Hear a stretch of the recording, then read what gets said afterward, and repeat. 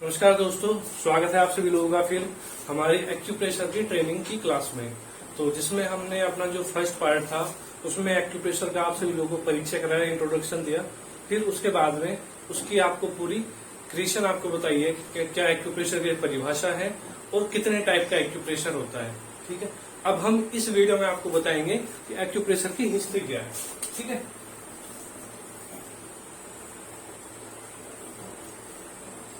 History of acupressure.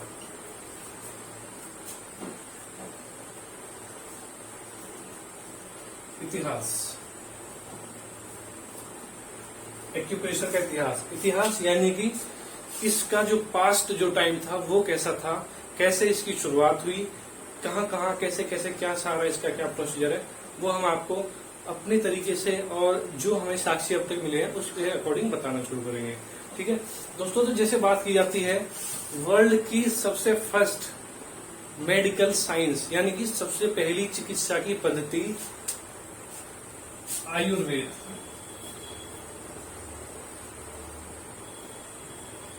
ठीक है, आयुर्वेद विश्व की सबसे पहली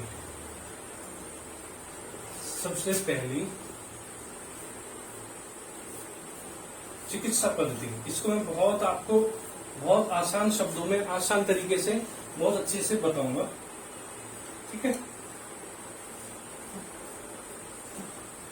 चिकित्सा पद्धति है। ठीक है, आयुर्वेद सबसे पहली। ठीक है, और ये थी हमारे हिंदुस्तान में, आयुर्वेद हिंदुस्तान में। ठीक है, तो इसके बहुत सारे साक्ष्य हैं कि ये ब्रह्मा जी द्वारा, इंद्र द्वारा, राज धन्वंतरी, महाराज धन्वंतरी द्वारा, मतलब बहुत सारी बीच में इसकी सीरीज है, उस पर मैं इतना नहीं जाऊंगा। आयुर्वेद से जो हमें मेन चीज लेनी है वो हम लेके चलेंगे। ठीक है, ये हमारे हिंदुस्तान में इसका आविष्कार कह सकते हैं, खोज हुई,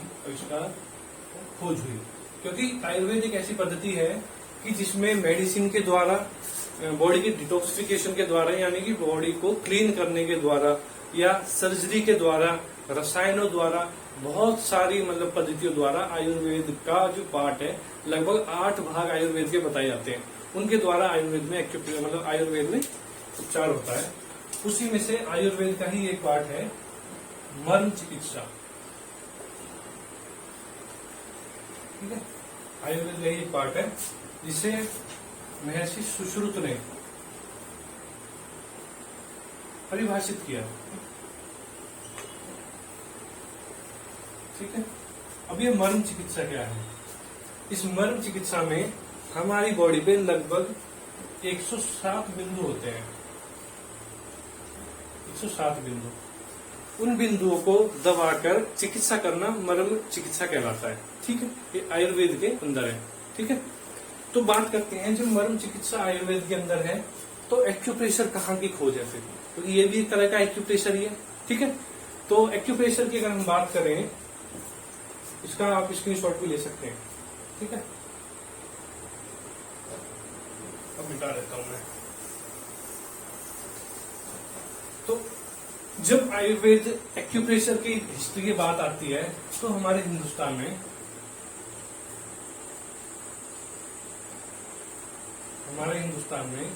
हमारा जो पहनावा है,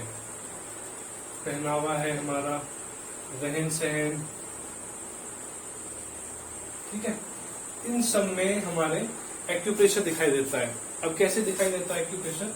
जैसे बात करें, कलाई पर घड़ी बांधना,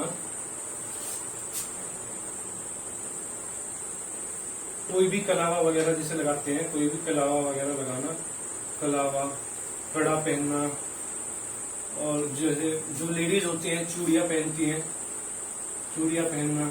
ठीक है, और पैरों में जो पायल जो पहनती हैं लेडीज, जो पायल पहनती हैं, पायल वगैरह पहनना, सिंदूर लगाना, लेडीज जो सिंदूर लगाती हैं वो इसी का पार्ट है। आगे हम आपको इसको बताएंगे। कलर जो लगाते हैं वो एक्यूप्रेशर के अंदर है। बिंदी लगाना, ठीक है, और नाक और कान में जो छेद करा के जो पहनती हैं आभूषण स्त्रियां, वो एक्यूप्रेशर का ही पार्ट माना जाता है। वो हालांकि एक्यूपंक्चर में आता है, लेकिन इसे हम एक्यूप्रेशर के अंदर ही लाएंगे। नाक व कान पर बिंदु, ठीक है। तो इसी तरह का बहुत सारे ऐसे तरीके हैं, बहुत सारी ऐसी चीजें हैं जिससे हम इस हिस्ट्री को बहुत आसान तरीके से क्लियर कर सकते हैं, ठीक है। तो ये चीजें क्या है, हमारी जो हिंदुस्तान की जो संस्कृति है उसमें ऐसे बहुत सारे मतलब लोग हैं जो इन चीजों को इम्प्लीमेंट करते हैं, चाहे वो राजस्थान का हो, मतलब उत्तर प्रदेश यूपी का हो, हरियाणा के रहने वाले हो, हिमाचल प्रदेश के, अलग अलग स्टेट के लोग भी हिंदुस्तान की इन सब चीजों को इम्प्लीमेंट करते हैं, जबकि उनकी भाषा बिल्कुल अलग है, डिफरेंस है, एक दूसरे की भाषा मिलती नहीं है। वो बहुत सारी हिंदुस्तान में भाषाएं हैं, लेकिन उन सबका पहनावा कहीं ना कहीं आपको कुछ ना कुछ मिलेगा ही मिलेगा। तो ये क्या है, ये इतिहास हिंदुस्तान से जुड़ा हुआ है बहुत लंबा। जब हजारों साल पहले आयुर्वेद की खोज हुई थी, आयुर्वेद में मर्म चिकित्सा आई थी, और ये चीजें तो हम जब से देखते आ रहे हैं, सुनते आ रहे हैं, ये सभी चीजें जैसे रामायण महाभारत भी देखते हैं या अपने बुजुर्गों से सुनते हैं, तो ये चीजें बहुत पुराने टाइम से चलती आ रही है। जैसे राजस्थान में लोग गले में वो हंसली उसे बोलते हैं, वो पहनते हैं कड़ा गले में। राजस्थान की लेडीज बहुत बड़ी ऊपर तक चूड़ियां वगैरह पहनती है। तो इन सब के पीछे कारण क्या है ना, कि रूढ़िवादिता नहीं है। कई लोग इसे जो है ना रूढ़िवादी बोलते हैं, ठीक है, रूढ़िवादी है, ये परंपरा है इनकी, ठीक है, तो परंपरा का नाम देते हैं, लेकिन ये परंपरा नहीं है। हमारे जो ऋषि थे, ऋषि या संत थे, उनको पहले से ही पता था कि इन सब लोगों को ये समस्या आएंगी, इनको रोग आएंगे। तो उन्होंने जो मर्म चिकित्सा मान लो या आप एक्यूप्रेशर का तरीका मान लो, उन्होंने ऐसी चीजों का आविष्कार किया, ऐसी चीजों को खोजा कि जिससे कि हम अपने दैनिक जीवन में, भौतिक जीवन में, सांसारिक घर परिवार में जो लोग रहते हैं वो अपने आप को ठीक रख सकें। क्योंकि साधु संत जो लोग हैं वो तो अपने योग प्राणायाम से, अपनी शक्ति से या आध्यात्मिकता से ठीक रहते हैं। तो उन्होंने ऐसे घर परिवार के लोगों के लिए और उनके लिए ऐसी चीजों की जो खोज की जिससे कि वो ठीक रह सके। तो जो ये चीजें हैं सारी, ये हमारी परंपराएं नहीं है, ये हमारी चिकित्सा है, ये हमारी चिकित्सा पद्धति के अंदर आती है। तो जो लोग इनको इम्प्लीमेंट करते हैं तो अनजाने में उनको प्रॉब्लम होती है। हालांकि आजकल इनको रखे रखे प्रॉब्लम ज्यादा हो रही है लोगों को, तो उसके ये थोड़ी मान सकते हैं ये चीज गलत है बिल्कुल भी। तो जैसे मान लो किसी को सर्दी लग रही है और एक रजाई से उसकी सर्दी नहीं भग रही है, तो इसका मतलब ये थोड़ी रजाई को फेंक दिया जाए, 2 रजाई लो, 3 रजाई लो, इसका मतलब ठंडी ज्यादा लग रही है। तो ये चीजें हमें कहीं ना कहीं फिर भी सेव करके बचा के चलती हैं, जो लोग इन चीजों को इम्प्लीमेंट करते हैं, ठीक है। हम किसी भी धर्म में किसी पर नहीं जाएंगे, हम अपने टॉपिक पर आएंगे, ठीक है। तो ये जो चीज है ये हमारी हिस्ट्री में शुरू से है, बहुत पुरानी है। अब कारण क्या था कि ये विलुप्त कैसे होगी, ठीक है। इसके विलुप्त होने का कारण क्या है कि जो हम तक ये चीजें ठीक नहीं पहुंच पाई। वरना हिंदुस्तान में तो ऐसे ऐसे लोग हैं जो नाड़ी देख के ही बता देते हैं आपने क्या खाया था, चाल डाल देख के बता देते हैं। तो ये तो सब चीजें हिंदुस्तान से निकली हुई है, ठीक है। अब बात करते हैं विलुप्त, ये हिंदुस्तान से विलुप्त कैसे हुई। तो 700 साल मुगलों का राज रहा और लगभग 200 साल अंग्रेजों का।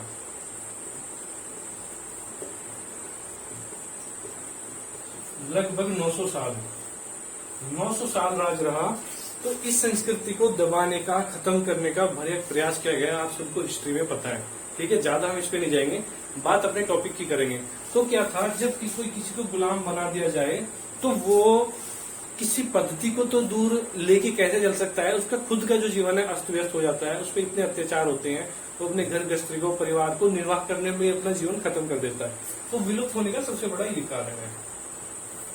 जैसे हमने कई बार इतिहास में पढ़ा है, बहुत सारे जो दार्शनिक जो होते थे, दार्शनिक आते थे। जैसे एक चीनी दार्शनिक का मुझे नाम है यार, फायान शायद था उनका नाम, ऐसे ही।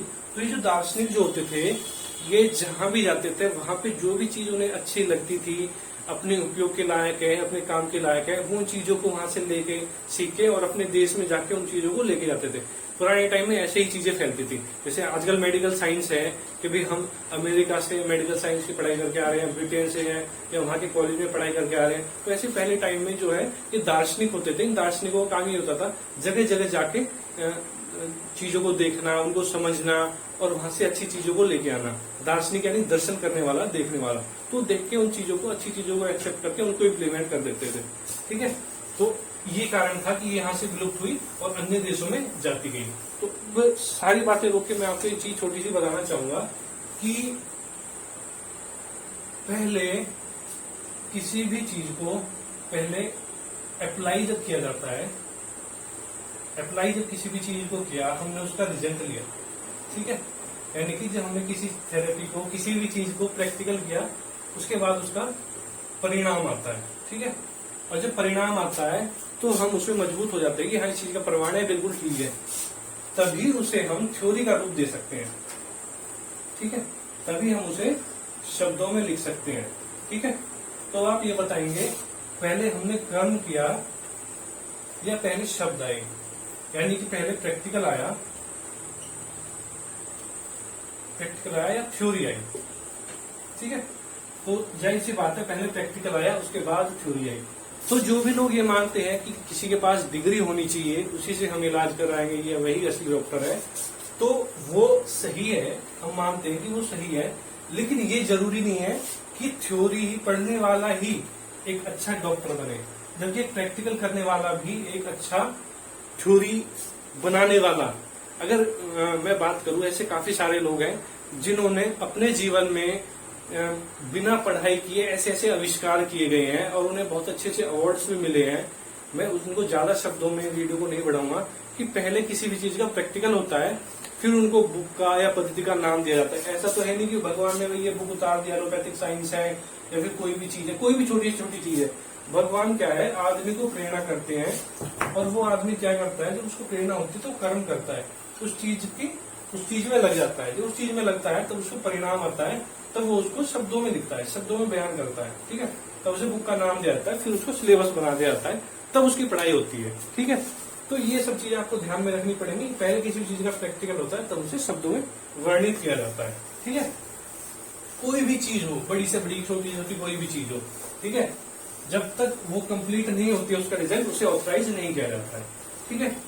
अब यहाँ पे जो हम इतिहास की हिस्ट्री की जो बात कर रहे थे, तो ये जो हमारी पद्धतियां हैं, ये हमारी इंडिया से, हिंदुस्तान से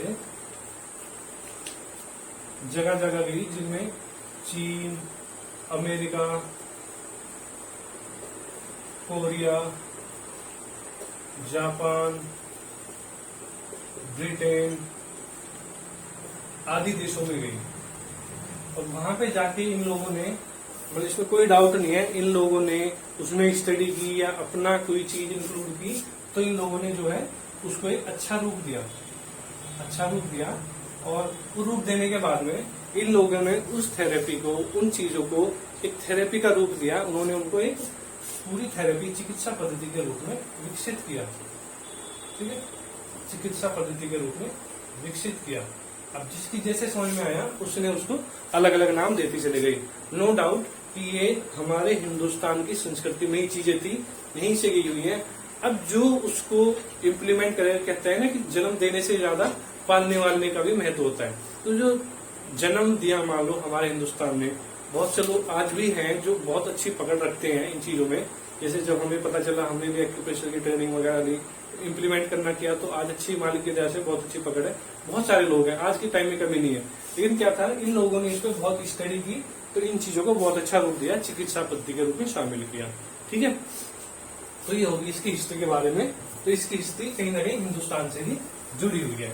और यहाँ अब इस टाइम में भी आके आयुर्वेदिक एक्यूप्रेशर,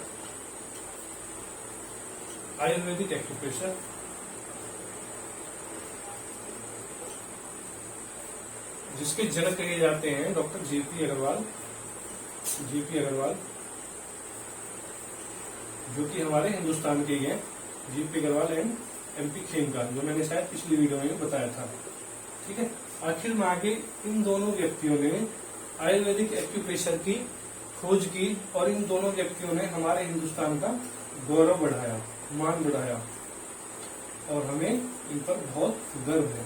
इतना गर्व है कि इन लोगों ने वापस उस चीज को अपने को रिप्रेजेंट किया कि हम अगर किसी चीज को जन्म दे सकते हैं तो उसे मॉडर्न साइंस, जो कहते हैं ना मॉडर्न, भी हम उसे इम्प्लीमेंट करके दे सकते हैं। तो हमारी मिट्टी में ही ये सब है, खासियत है, परमात्मा की विशेष कृपा है कि इस धरती पर एक से एक महान पुरुष हुए हैं, क्योंकि इसमें हमेशा अध्यात्म की बात कही जाती है, सबके साथ मेलजोल की बात की जाती है, सबके साथ एक साथ रहने की बात की जाती है।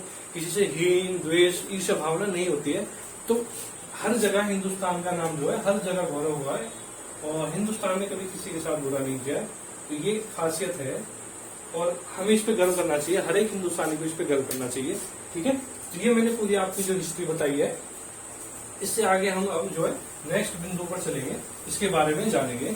ठीक है, अब इसमें मैंने आपको हिस्ट्री बताई, अगली वीडियो में आपको इसके आगे के पॉइंट्स के बारे में बात करेंगे। ठीक है, ठीक है दोस्तों, फिर मिलते हैं हम नेक्स्ट वीडियो में। इसी तरह से हमारे साथ बने रहिए, जुड़े रहिए, ज्यादा से ज्यादा लोगों तक ये जानकारी पहुंचाते रहिए। नमस्कार दोस्तों।